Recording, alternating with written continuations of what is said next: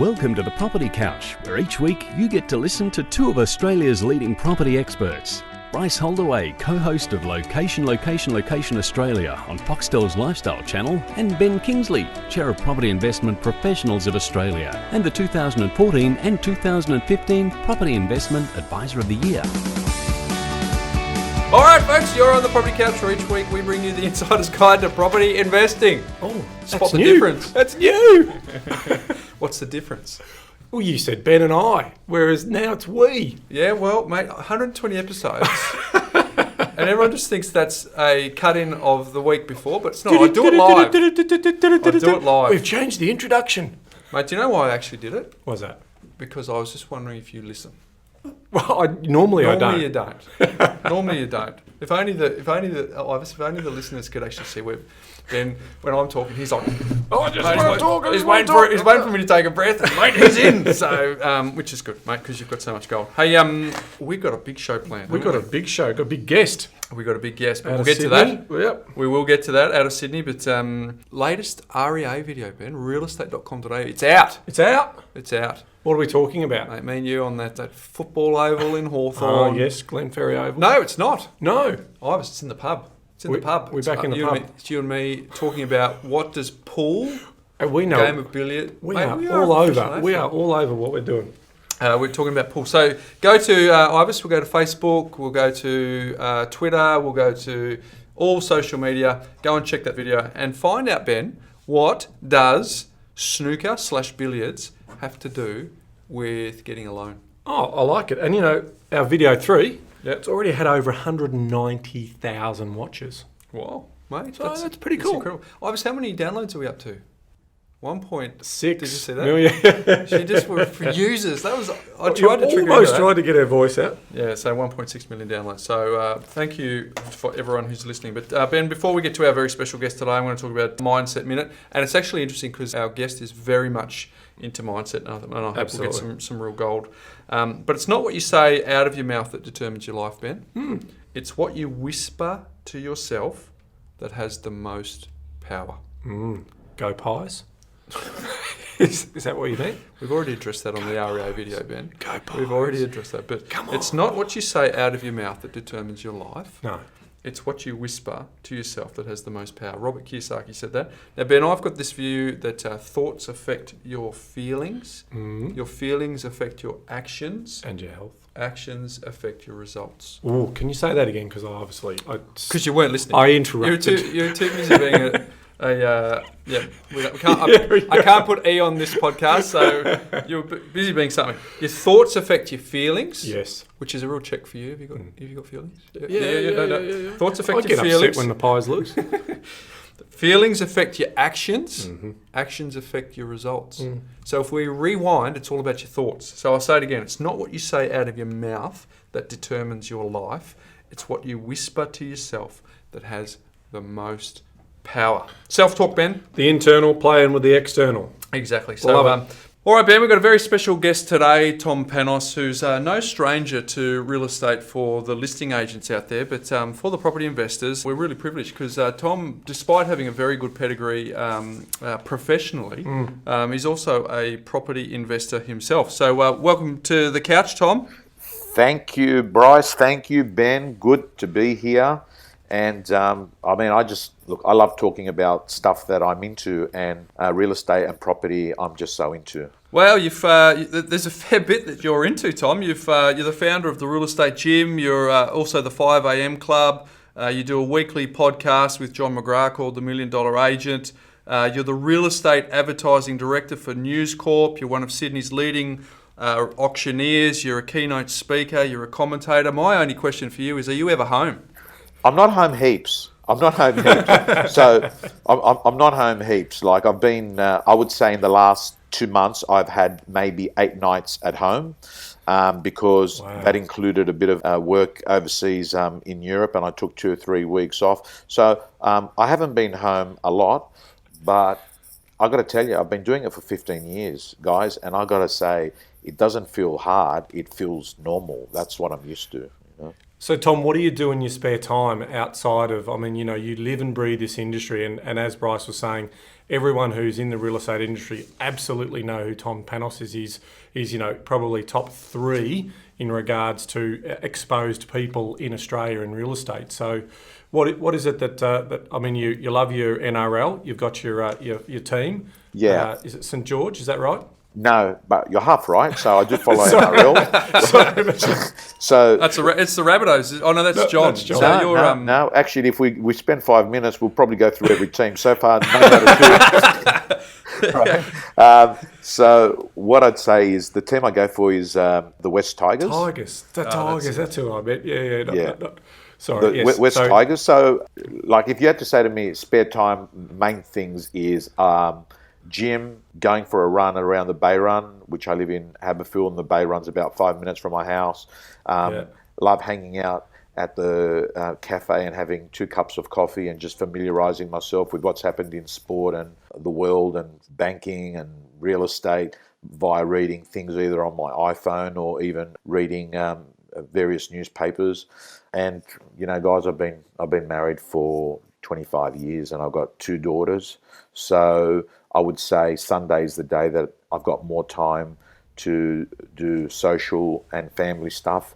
And I just think it's like usual stuff. Like I go shopping with the family, and then, I would say gym, watching sport, West Tigers, love Sydney FC, Sydney Swans. So it's good that you made an AFL reference there. One of the criticisms that Ben and I get is we're mad AFL fans, and we're a bit clueless when it comes to NRL. So our Sydney and Queensland-based listeners have to absorb the fog of AFL. But you put here that you're the founder of the 5 a.m. club. Outside of getting up at 5 o'clock, is there more to it than that, or is it just the discipline of being an early riser? That's it. There's nothing to it. It's not like something that's an entity that exists that people join or anything.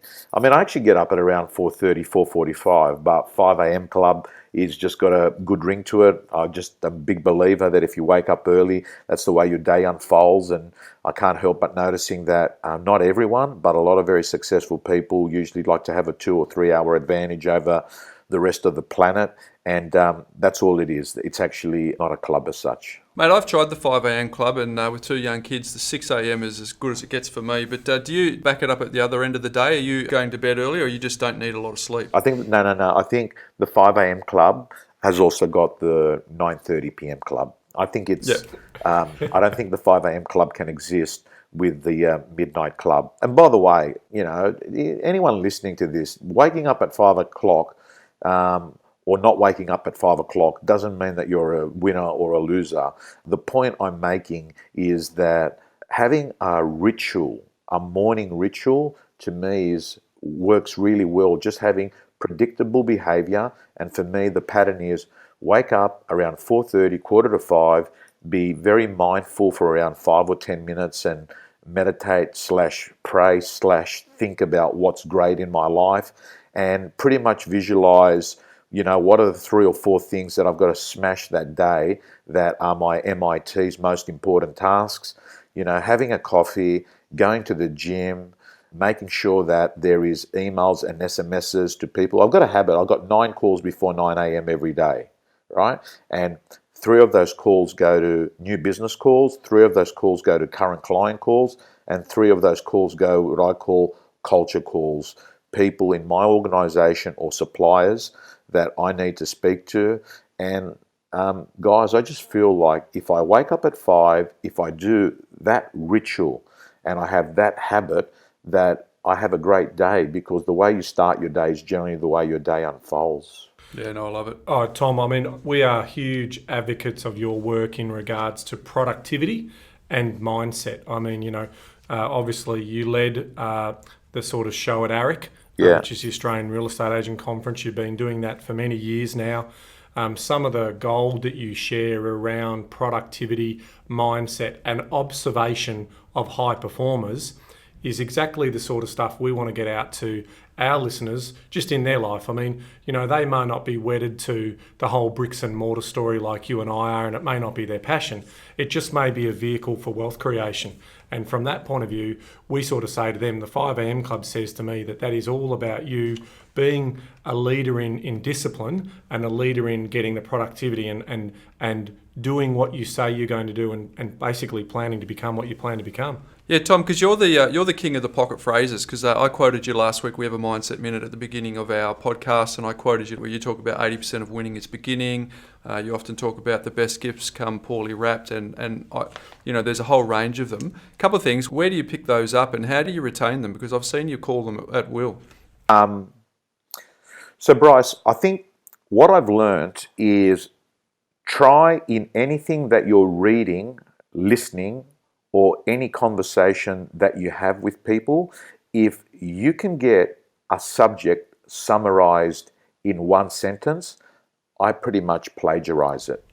And the reason why is that people have got a really short attention span. So I say never use 1,000 words when 50 will do, because you get impact. And what you've got to learn is to say the truth very efficiently. And that's why I am sort of always on the lookout, no matter what I'm doing. A podcast, like listening to yours, an audiobook from audible.com, a conference, a seminar.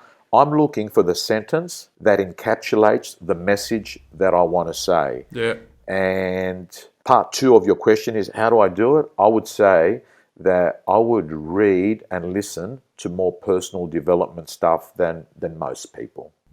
Yeah, no, I believe that. Now, you've got some very high-profile opportunities of late, Tom, but what was it like when you first started in your real estate career? Take the listeners back to, you've got a really great story about Weber barbecues, but what was it like early days for you, and how did you get involved in real estate? My parents came from Greece, moved to Sydney, a suburb called Belmore, which is, the southwest of Sydney. It's a lower socioeconomic area, and, my parents worked pretty hard, got me through a public school, and they always had intentions that I went to university, dropped out. First 2 years, I just got into various sales jobs, and then I got into real estate. Bryce, I absolutely loved it. I thought to myself, I can do this for the rest of my life. And the driving force was in the first few years in real estate to actually show my parents that you don't actually need to have a university degree to get ahead in life. And that was my driving force. Subsequently, look, I've gone back to uni. I've actually finished, a master's degree, but that was like 8 years later. But my first few years, guys, it was just obsessed with work and hustling and grinding 7 days, morning to night. Where do you think you got that work ethic from, Tom? Was it watching your parents? Or was it, we all have our why reasons and our motivators, and some people it's because they bottomed out and they needed to change their life. What was it for you? What was the thing that where you think you've just got this? Because you're an incredibly hard worker. You're incredibly successful. We'll talk about your property investing soon. But what was it that inner drive for you? What is it? It changes constantly, and it's very different to what it was back then. So let's just go through, because it's really interesting, Ben, because if you sat through the ARIC conference, you would have heard a lot of people talking about their why and what is their major vision or their calling in life. I'm not a huge believer in that. I don't personally believe that you're conceived and you come out onto this planet and that you've got your destiny. I don't think that Steve Jobs' destiny was for him to create the iPhone. What actually happens is you do stuff, right?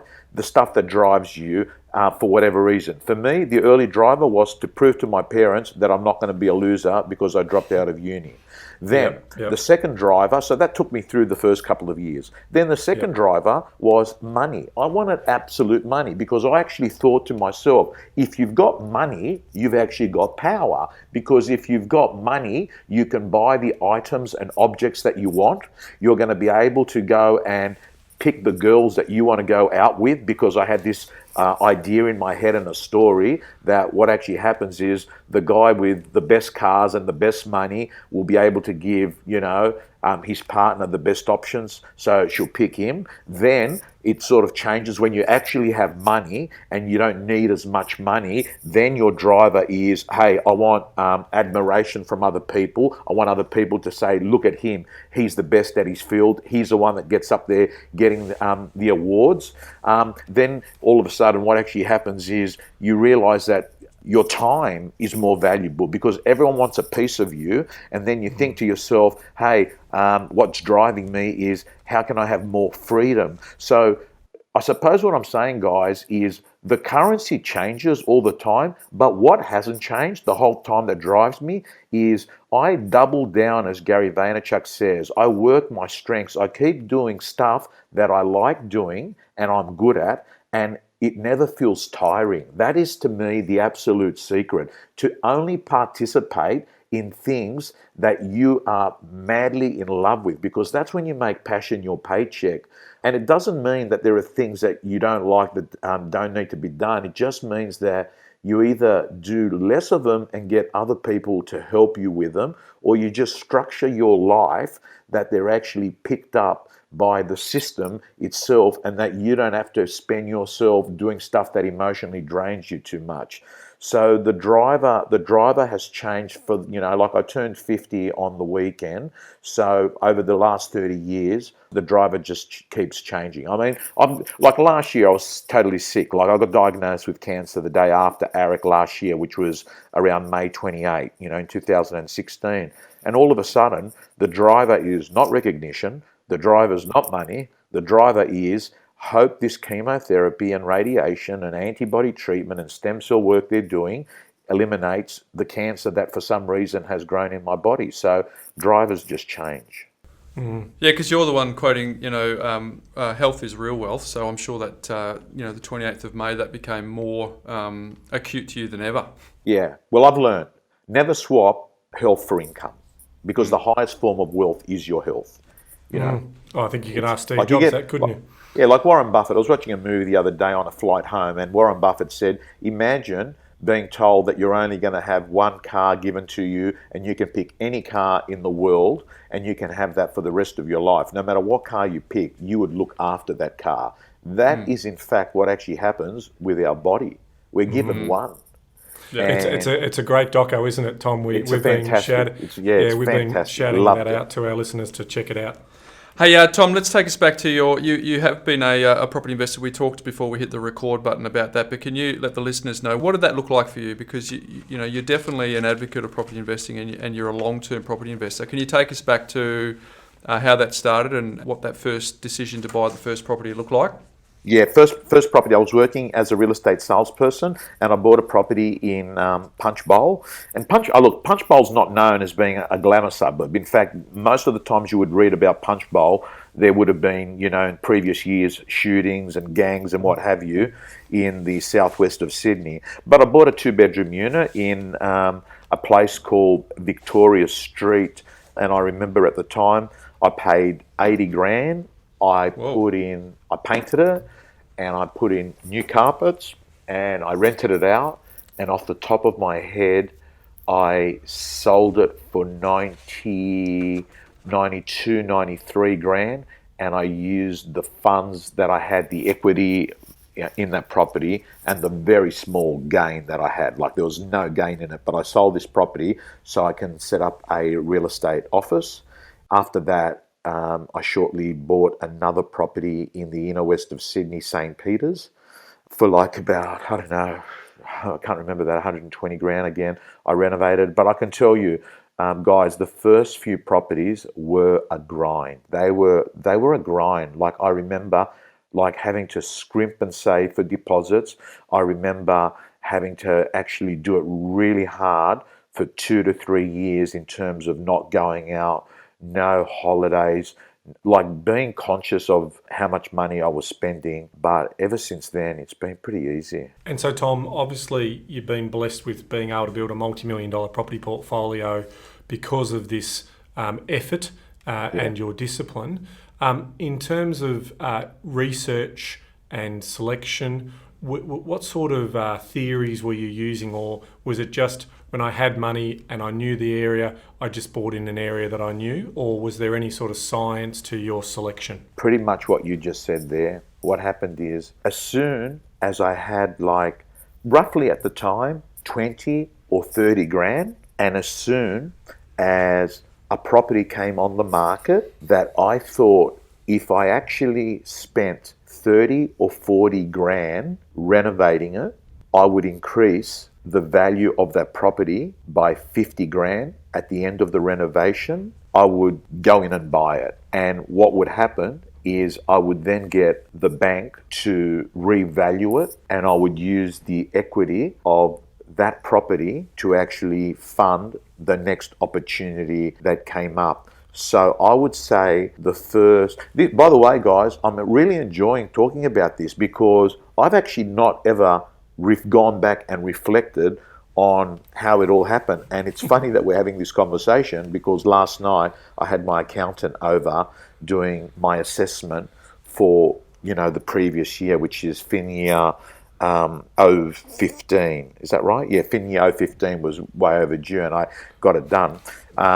And it's helping me reflect and understand, because I actually never had a strategy. The strategy was a bit of an accident, but when you look backwards now, it begins to make sense what I was actually doing, and that is increasing the equity I had in properties by trying to buy something that I knew after a quick renovation, I would have grown my equity in that property faster than what the market had gone up. And Tom, were you doing the hands-on renovation or were you getting others to do the dirty work? Okay, so what I would do is I would actually go to the property 3 to 4 times a week in the morning, and I would actually see tradespeople that were there. And there was a guy that I'd met who was a property dealer.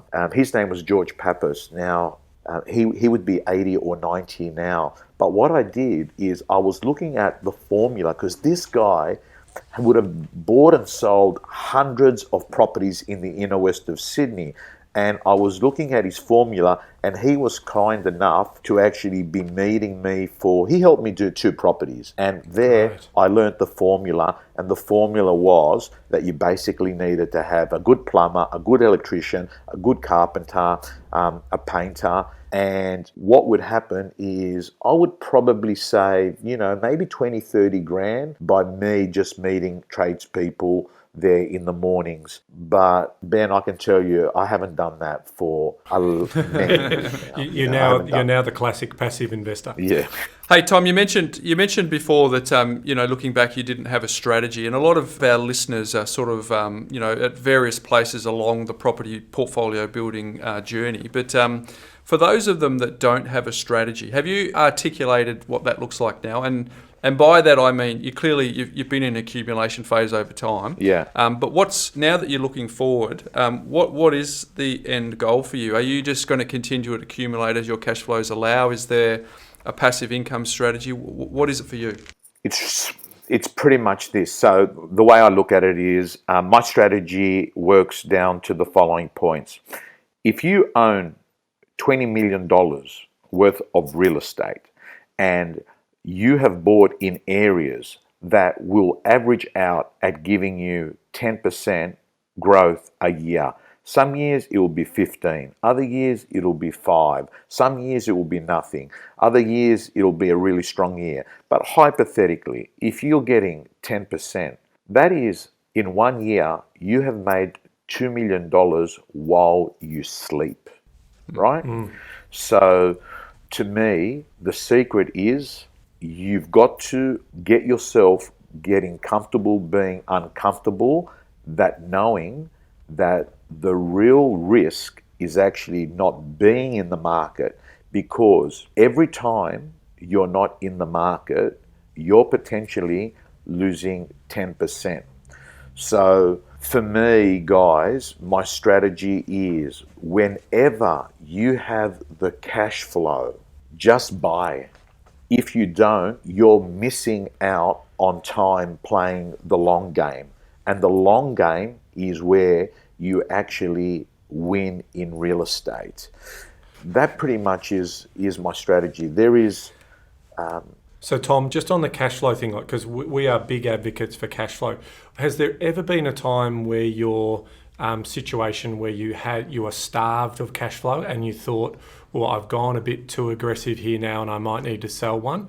Or have you been able to hold on to all of the properties and continue to accumulate?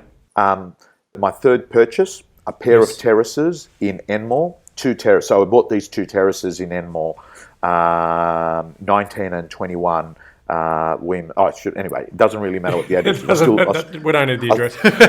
Okay, I've still got it, right? So I bought these two terraces with the. What year, Tom, was that? 93. I'll tell you straight. Got nothing to hide. So, 19 and 21 Weymouth Street in Enmore. Bought these two terraces and bought them in around 93. Bought them for $420, which so I bought them at auction as a pair, $420. And my plan was what I would do is go subdivide them. Which was just some paperwork to do, and then I would have, two terraces, one worth $210 and another one worth $210. But after my renovation, I would add value, sell one. I couldn't actually get any. I thought I'd be able to sell it really quickly, but then the agents were telling me you're not going to get it, the money that you want. So I ended up keeping them, and that was a little bit of a grind because I remember that all of a sudden I, cancelled a holiday. I all of a sudden had to sit down with my wife, and my wife said, hey, listen, you can't just keep spending the way because now we hadn't accounted to have this $440,000 or $420,000 debt. We had only accounted to have lower. So it just got to be a little bit tighter. That was the only time. And to answer your second part of the question, never since then has there been cash flow issues because it's a negative. I'm pretty conservative. Like I've never had problems getting funds off banks because I'm more conservative on myself than what the bank is. Yeah, which is a nice place to be, Tom. I mean, you mentioned before that you buy whenever cash flow allows and hold them for the long term. You're in the newspaper business, which is in the business of reporting on property either booming or busting. And to be honest, we're about to face some headwinds with the news that we receive. Yeah. How do you mentor people who come to you for advice around property? Probably with the backdrop of becoming Warren Buffett documentary, the ultimate long-term investor. What advice do you give to people to say, hey, look, you've got to play the long game here and you are going to face some of these headlines, but stay the course? Do you get that question and how do you handle it? Yeah, I do. I get that question all the time. But I mean, ironically, I get that question from people that rock up with a $100,000 car that's got, lease payments of say $2,500 a month. They're probably wearing a $1,500 suit, and they most likely have just come back from a holiday that between air travel, accommodation, and drinking and partying money,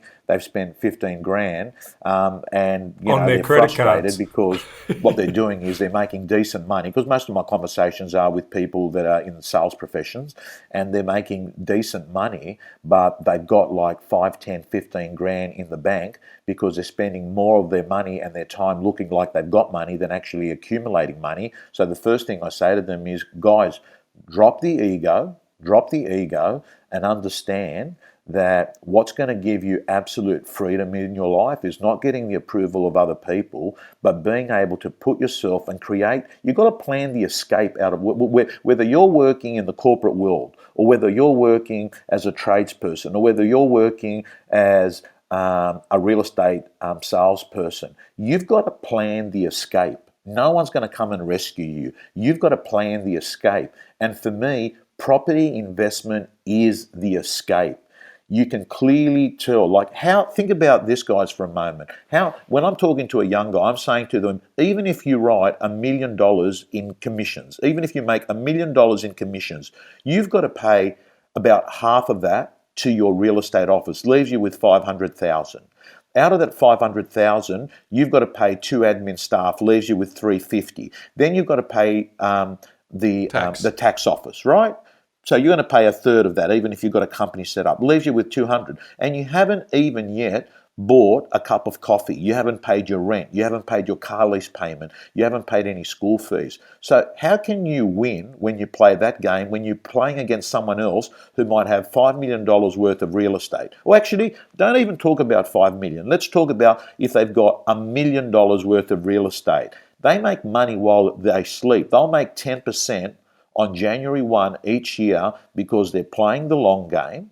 So what I say is be prepared to hustle and grind and do it hard for the first 3, 4, 5 years in saving money, in being comfortable going to bed at night knowing that you've got a mortgage out, which means that you're losing a bit of flexibility in life because it means you can't just pack up and say, that's it, I'm disappearing, I'm moving over to Spain for 6 months and partying, or I'm doing that. It creates you to have to be disciplined. Ben and Bryce, this is what I say to them. Hustle and grind and save and invest in property in your 20s and 30s so you can start chilling in your 40s. Oh, that's great advice. Really great advice. Sorry for going on, but you can, it upsets me when I see a lot of people make good money. They got great turnover, but they got zero left over. Yeah, got nothing to show for it, have they? They've just, Yeah. they might have a few great memories in the memory bank, but a lot of it is, the power of property investing is if you do the hard yards early, this can be, the passive power of that income for not having to do much for it. It's just incredible. Once you build that base wealth up, it just continues to be in perpetuity. You just continue to keep getting that rent, that passive income, the value of those assets grow. And, you talk about the different stages in your life, the time you get, the choices you're able to make. And money's not everything. Let's be clear about that. But what it does allow is the choice to do what you want to do. Yeah, well said, Ben. I mean, we talk to our community of listeners, Tom, all the time about the power of a mentor, and a lot of it is, the opportunity to get a virtual mentor. And, I've listened to a lot of your podcasts, the individual one you have, the 7-figure agent. I listen to $1 million agent, and largely, I'm not a listing agent myself. I'm a buyer's agent, but I really do like the mindset stuff that you and John and Troy talk about. Ben and I have had a chat with John. It was a terrific thrill to meet him, but you get to rub shoulders with him all the time. What sort of impact does having sort of one of the titans of Australian real estate have in your life and help you stay on the path with what you're doing? In the early stages, my friendship with John, I'm really close to John because he's been one of the people that have stood by me in times that I've had challenges in my health, which is 2 times now, in 2006 and in 2016. And he has been there throughout the whole process, right? When you're most vulnerable, he's there like every day. So I'm totally indebted to him. So, there's a saying, when the shit goes down, sides are taken. That's when we work out who's fake and who's real. And here's the real deal. From a business perspective, John McGrath gave me an opportunity to actually, he was an influencer and a connector to the real estate industry, and he was able to connect me with lots of people. So I have News Corp, right? News Corp have done the same. John McGrath has done the same. And the third thing is, your friends end up being your best coaches and mentors, because if you spend enough time with them, you can't help it. You then begin to mirror their beliefs. You then begin to mirror their mindsets. You then begin to actually think like they would in a particular situation. So over the last, 15 to 20 years with John, whether it's been intentional or whether it's just been by time with him, that I've just been able to look at challenges, and the way that you view a problem is the problem, and he's helped me to understand that. Well, obviously, the two of you are a dynamic duo. You're incredible in terms of the passion you have for the real estate industry and what you do to for peak performance. And I think it's really important to note that you're not only building great real estate agents, but the way in which you go about it, your integrity, and how humble both of you are. You're basically building great people. If people follow your success formulas, what you're actually doing is building great human beings that get a better understanding of who they are in life, and also get to enjoy the work that they do when they're passionate about that. And I think that's a credit to both of you. So, just amazing. Any other mentors that or people who have guided you, Tom, that you want to shout out to that, have taught you something? Look, I don't want to do any specific shout-outs because anyone that I don't shout out will get... so I won't make specifics, but I have to say to you, there are so many authors out there, whether they've done it via a book. I mean, there's a saying that the hand that picks up a book is never the same hand that puts it back down. And in my case, I've had so many books. It's been the perfect book read at the perfect time. And they have changed my thinking. So I feel like I've had breakfast or, lunch or coffee with the best authors on the planet, but I've never really met them. So, there is hundreds of people that would fall into that category. At various times in my life, I've needed to have various mentors. I mean, at times where I've had to face the possibility that I was going to die, I've usually gone and had spiritual mentors that helped me understand what it all means. At other times, I've had accidental mentors, like I said, George Pappas. I only thought about him now talking to you guys, but I've just got to accept it. This guy taught me a formula as a young 21-year-old on how to actually get into property, how to actually build equity quickly, and how to actually feel comfortable going to sleep at night knowing that you're this person that's got this debt. So he taught me that. Along the way, I've just sitting in rooms and meetings, presenting to Rupert Murdoch and actually sitting at meetings there, I've learned other things about, the importance of being able to read the play and to actually understand that, like, I believe, and Gary Vaynerchuk said it, but I do it in my own life. You've actually got to become your own media company in this new world, because getting the attention of people is the currency, is the highest value currency we have in 2017. So Gary Vaynerchuk, definitely, my membership website, realestategym.com.au, has been pretty much built on his strategy of building a social media profile, winning the digital and the social interview, and then being able to understand on how to monetizing it. Well, for the benefit of our listeners, Tom, they probably a lot of them who don't go to ARIC might not be familiar with Gary Vaynerchuk, but he's an incredibly energetic. He kept, he was. You flew over, I think it was to New York, and interviewed him, and tongue in cheek, you talk about the fact that 98% of the questions you wanted to ask didn't get answered, but he captivated us the whole time. What was the lasting impression that you had on him? I know that the media company, but what were some of the mental attitudes that you took away from Gary that might benefit our listeners that they can implement? Look, I liked him because he reflects my non-negotiables and my musts in life. So he's a family guy. I'm into that. He speaks at conferences, and at a lot bigger conferences than I do, and probably a lot more. But I do that, but I also run a full-time job. I've been an executive at News Corp for 13 years, right? So I'm not out there sitting there like a lot of, conference speakers or trainers that basically get on a plane, do a talk, then come back and take 3 days off, and they're speaking to their speakers bureau about trying to get another gig. I'm out there doing this stuff every day. When I leave from here, I'm going to go off and have a one-on-one with someone that needs to have a crucial conversation. After that, I've got a strategy meeting that goes for 3 hours. After that, I've got to actually sit there with a client and work out an issue. So I'm pretty much doing stuff which he does as well. So I like that. But most important thing I liked about him is that he uses two thought processes that I think are absolutely critical, and that is ruthlessly eliminate excuses and stop whinging. And the second one is be grateful, because it's an actual miracle that you're on this planet. So that's consistent, isn't it, Tom? If from Tim Ferriss to yourself to Gary Vaynerchuk to anyone with any form of success and where money doesn't matter, it's a universal thing where they say that gratefulness is the single point of change for their own mental happiness. So that is just coming up consistently, and it's something that I've implemented in my own life to make a difference. Beautiful. Now, Tom, we are conscious of your time. As you say, you're a News Corp exec. You've got lots on. Can we just finish off with one you're one of Sydney's leading auctioneers. You might be seen on Sky News, Real Estate on the weekend, doing a couple of auctions. You do several auctions each weekend.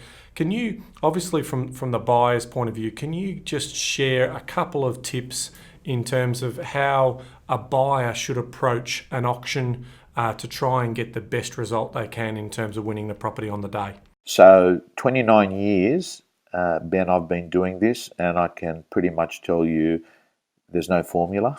There is no formula. Unfortunately, here's the deal. If it's a property that's really good, there's going to be plenty of people fighting over it, and you will not be buying at a bargain price. The positive is that value of the property, whether you sell it soon or whether you keep it, is going to accelerate fast because it's got the X factor that attracted people there.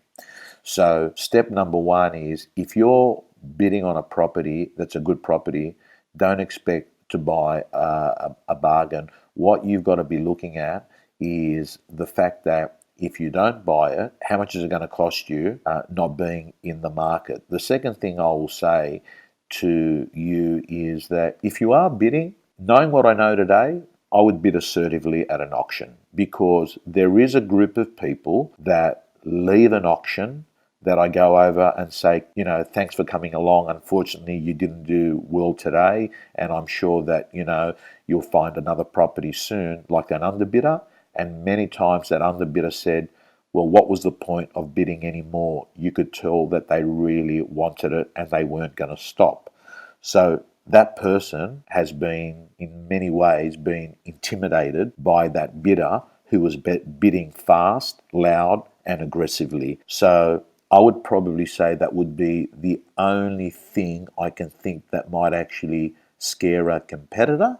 The third thing I would say is, hey, spend more time in this property project if you're looking to buy than posting photos of you eating, your avocado sandwich, right? Smashed avocado on toast, yeah. Right. Avocado, right? Because, realistically, the return on investment is going to be much better. Like in 20 years' time, are people going to care about that photo that you spent 30 minutes on trying to put the right filter on Instagram to look good? Or will in 30 years you're going to be looking back, like I have, which is about 30 years now, saying to myself, I'm just so happy I bought those terraces. And I didn't get rid of them. What are they worth now today, Tom? Just roughly, in your, what do you think those two terraces? What are they worth? 1.5 each. That's 210,000 to it's 1.5. not bad growth. There we go. There's a living in that. Hey Tom, I've got a final one for you because I know you got to go. But someone comes up to you today and they say, Tom, I want to buy my first investment property and I've got $700 to $900 to spend. Where are you telling them to buy, and what are you telling them to buy? Preference is to buy a house in Melbourne or Sydney, and the closest you can towards the city. So if you can't buy in that suburb, you go one suburb further out. If you can't buy in that suburb, you go one suburb further out. And this doesn't mean that Brisbane and Adelaide and all these other regional areas are not good investments, but I know that on past track record that Sydney and Melbourne and houses have had great growth. Maybe not the best of yields, but growth. For someone that's coming to me saying, hey, I want to buy, one of my first properties, 700 to 900, growth is got to be something that's got to be a higher metric for you than yield. Very Tom. good. Thank you, Tom. Some wonderful wisdom. Hey, look, we appreciate you taking the time to speak with us, Tom. I think there's some enormous benefit that our listeners will get from your wisdom, your 30 years of property investing, as well as being someone who's really relevant and at the coalface in terms of the real estate industry. So, we appreciate your time today.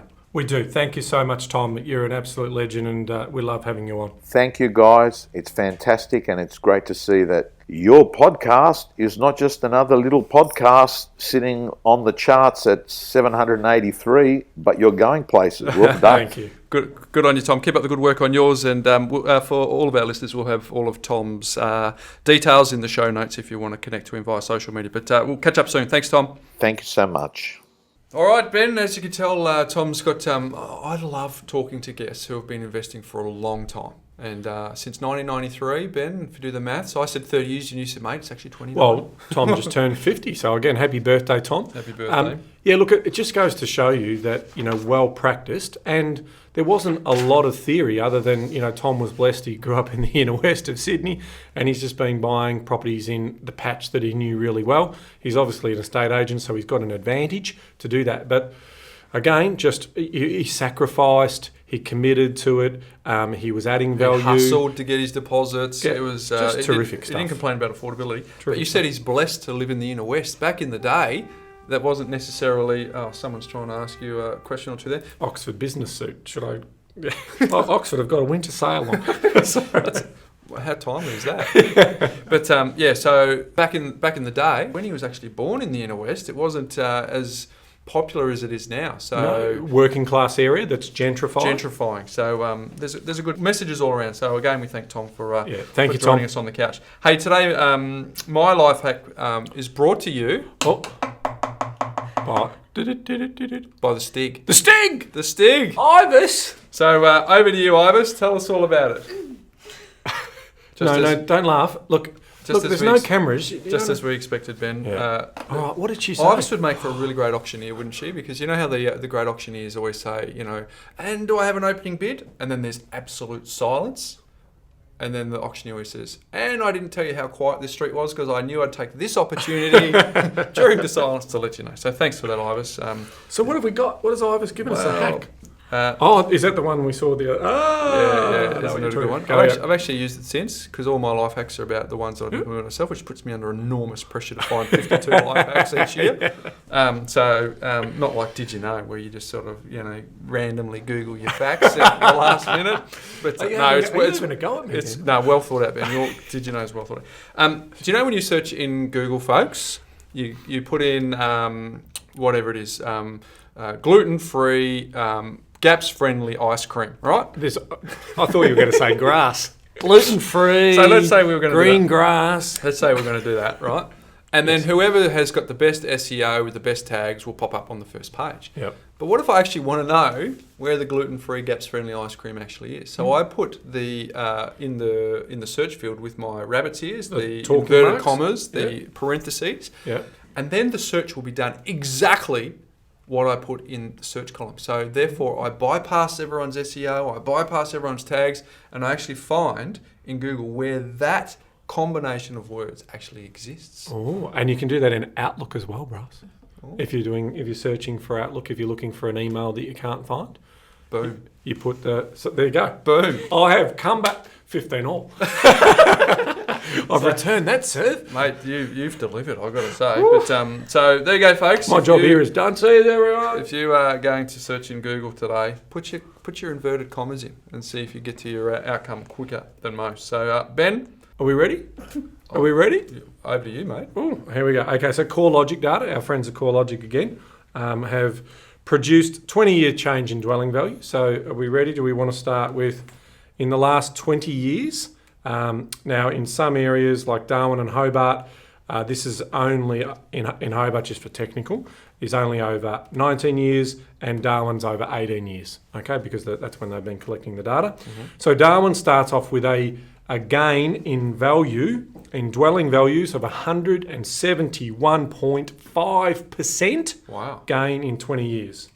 Coming in at number 2 is Hobart. Again, that was obviously only 18 years. Hobart's 19 years. 248%. Can't go broke making a profit. That's Can't good. go broke making a profit. The next... Can't be better than that. What do you think's next? After Hobart? Yeah. The old hometown? Your hometown? Well, no, Bryce.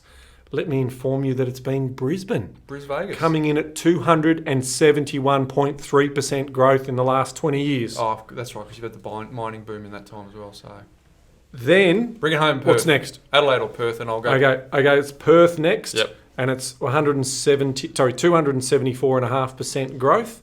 Adelaide, 276.2% growth. Surely no one can beat that.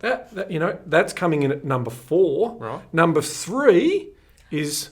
Wow. what's left? Melbourne, Sydney and Canberra. So it'll have to be Canberra. Canberra, our nation's capital, coming in. So we've gone from 276 to 346.4. Leaves the state of origin left, man. Sorry, that was combined capitals. 325.2. All right. Don't ever get me to read the lotto numbers on the news. I'd be terrible. You'd 325.2. have 23 winners all knocking down the door here. But he said, all right, Yep. state So of now origin. the last two. Come on. Melbourne v Sydney. All right. What is it? This is for Damo in the office. Last 20 State years. of origin. Okay. Sydney comes in at number 2. I should have done it the other way around. I should have announced the winner and then... No. Anyway, I've done it. Number 2, coming in at 334.3% growth That's incredible. in 20 years. So number 1. Oh, hang on. And not just by a little bit. This Oh. is where it becomes quite interesting. Right, so 334, Melbourne in the last 20 years,